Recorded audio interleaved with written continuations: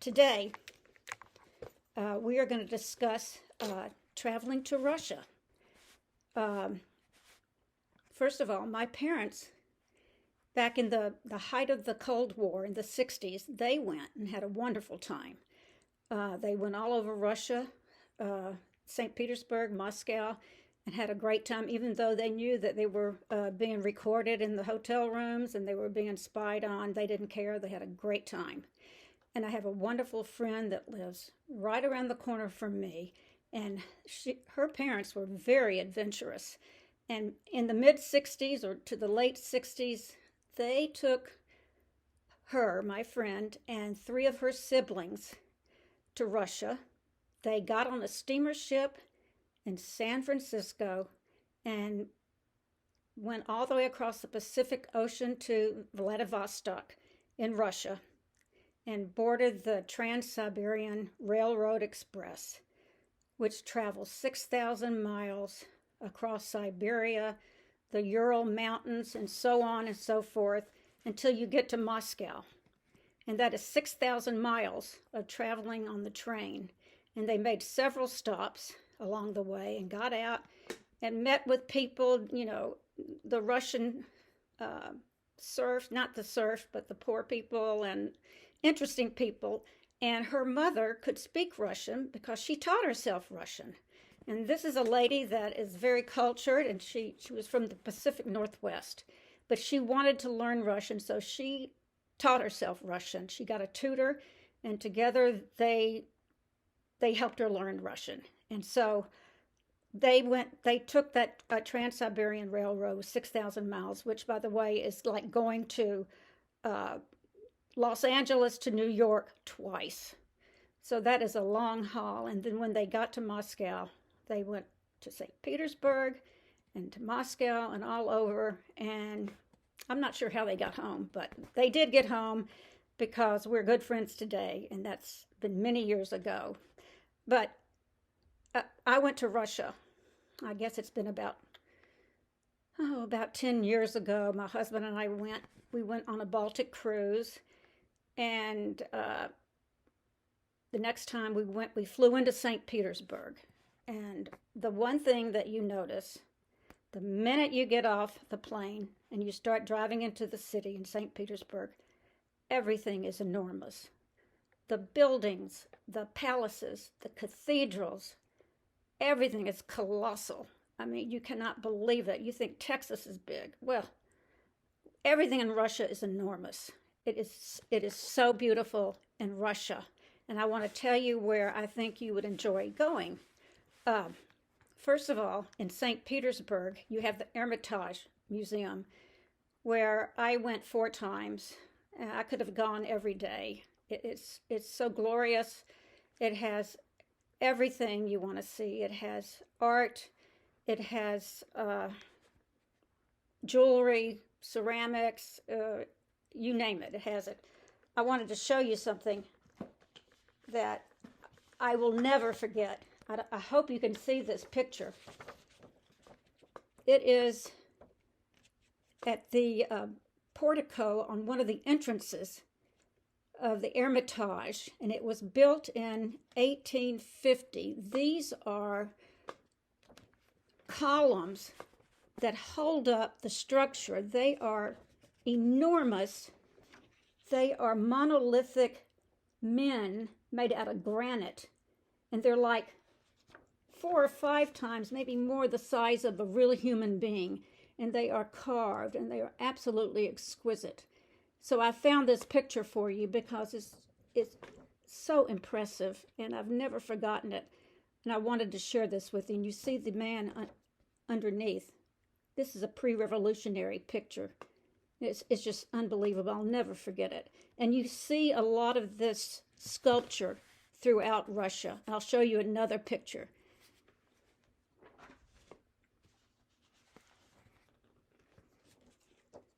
This one is a little dark also, but this is the palace where the Tsarina, her sister, Ella, lived. The picture's pretty dark, but you can see down here there are 4 of those enormous giants holding up the columns. It's beautiful. It's on the Nevsky Prospect, and it's easy to see. I mean, you can walk right past it and see these columns. Absolutely gorgeous. Um, the Grand Duchess Ella, by the way, was murdered by the Bolsheviks in 1918. Another thing that you notice, oh, one more thing. This is another picture of the Winter Palace right here. It's in a beautiful turquoise and white. And it's actually larger than, much longer than that, but this is a beautiful view of it.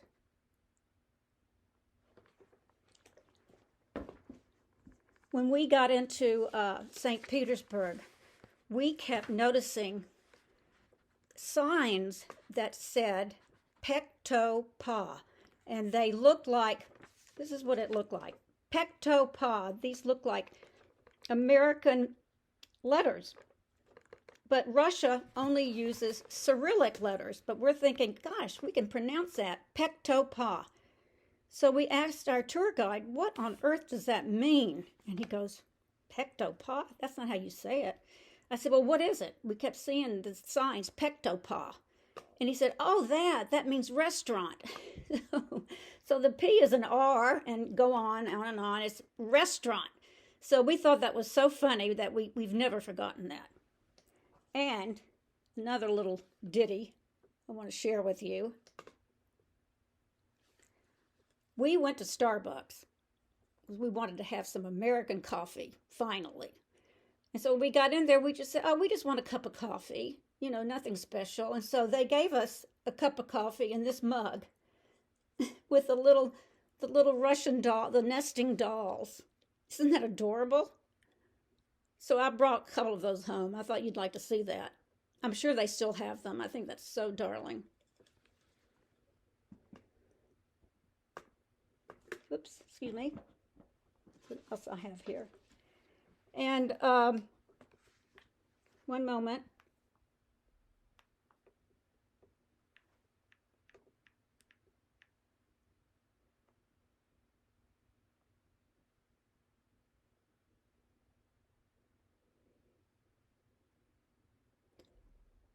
Another palace that we went to was the Yusupov Palace of the famous Felix Yusupov. And that was where Rasputin was murdered, as you know.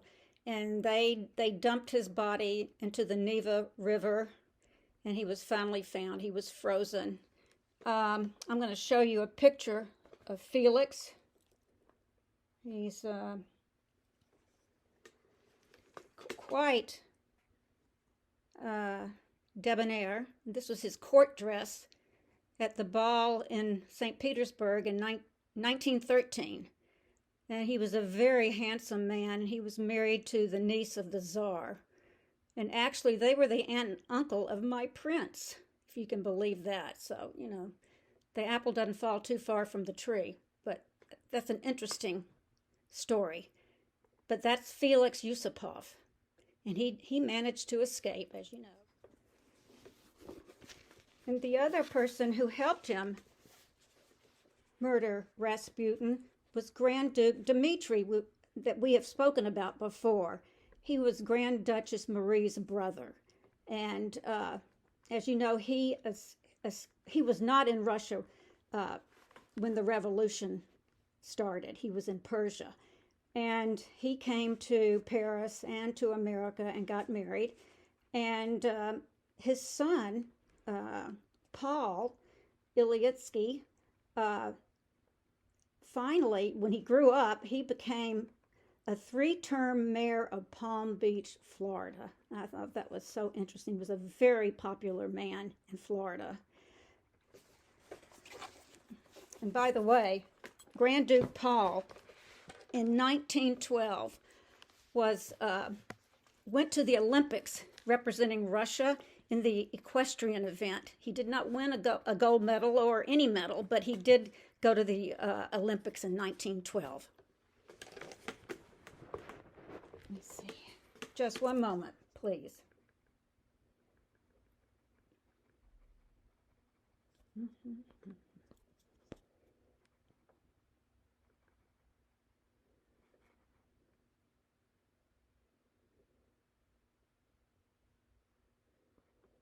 Now, when you go to Moscow, you must go to the Kremlin.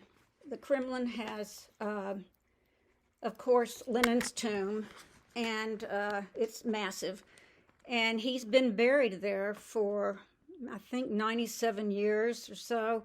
And he has been preserved. His body's been preserved for that long. And he has, he still looks the same as he did in 1924 when he died. So that is a spectacle that you should see. It's unbelievable. And the Kremlin also has a beautiful palace called the Palace of Facets, and that's exactly what it looks like. It's a white palace that the exterior has faceted walls. It's absolutely beautiful, and that's right next to the church where Nicholas and Alexandra had their coronation. And I went into that church, and it's overwhelming. I asked the tour guide and the docent, who's this little Russian lady with these little black shoes, and she was sitting in her chair. And I said, "Which one did the Tsarina sit in? Which chair, which throne did she sit in?" And she showed it to me, and I said, "Would you mind if I sit in it?" She goes, "Oh no, you're not allowed to do that." And so my husband was on the lookout for me, and told me when she wasn't looking. And so I went up there and I sat on it really fast, and I felt, the arms of the throne. It was velvet. It was so beautiful. So I did that, and that is the original throne. And so I was on cloud nine. That was a real thrill for me. So I got out of there really fast. So I'm sure they had cameras on me, but I didn't care. But that is something you must see. And then the last thing in Moscow that is a must-see is the subway system that I think Stalin built after World War II. And I say that only because you go in and every stop has on the ceiling these beautiful glistening mosaics of World War II scenes, and the most wonderful ones are depicting bomber planes overhead, and it's just beautiful. I don't know how they could have done it, but every stop, and I don't know how many stops there are. There must have been, more than, I don't know, 30 or 40 stops in Moscow. I don't know. It's such a huge city, but every one of them had beautiful mosaics on the ceiling. It's just, that is a must see. You have to see that if you don't see anything else. That was my favorite thing. And I did mention the Tretyakov Museum that has Nicholas's portrait. That is so wonderful. And just one moment, let me see what else I have here. Oh.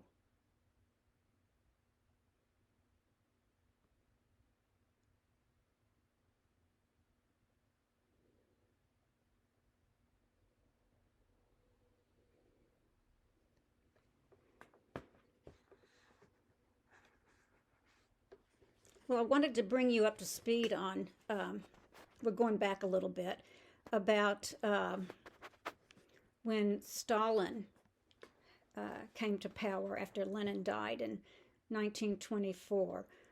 Stalin started another reign of terror on his own Bolsheviks. And by 1937, he had some trials that were bogus, really, on about half of his original Bolshevik men. And they were all sentenced to death, and that really happened. And he had Trotsky, who was another leader, as you know, of the revolution.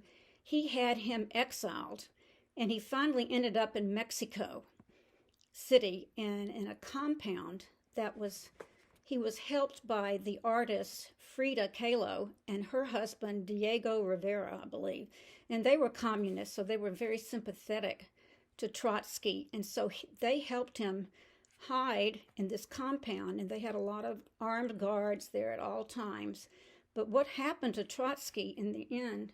In 1940, Stalin finally found out where he was and sent one of his men there. And it took a long time for him to, curry favor with Trotsky, but he got in good with Trotsky and pretended to be his friend for, a few weeks, a few months. And when he got, comfortable with him, when Trotsky got comfortable with this man, he stabbed him with an ice pick, and he died in the hospital the next day.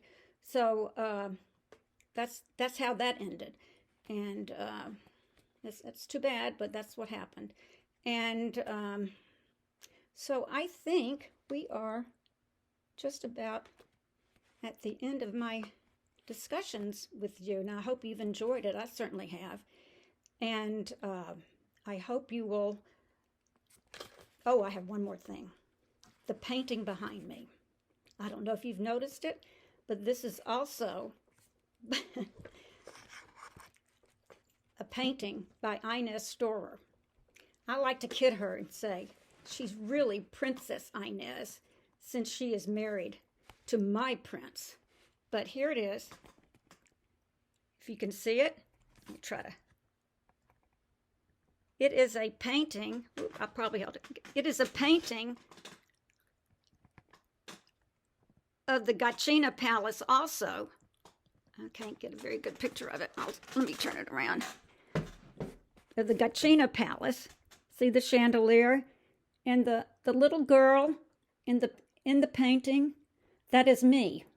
I asked Inez, I said, I've always wanted to be a Romanov. Can't you put my portrait in that palace? I would really like that. And she says, oh, sure. Yeah, I can do that for you. And so she did.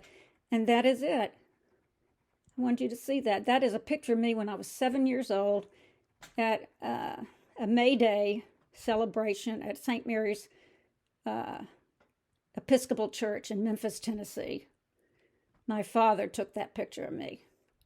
And so Inez placed that picture into I think the dining hall in Gatchina Palace. Look at that chandelier. Isn't that something? Anyway,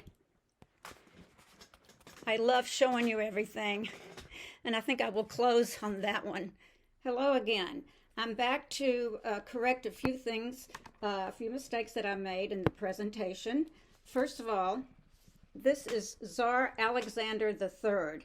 He was Andrew's great-grandfather, and I'd like to show you a picture, a more current picture of Prince Andrew.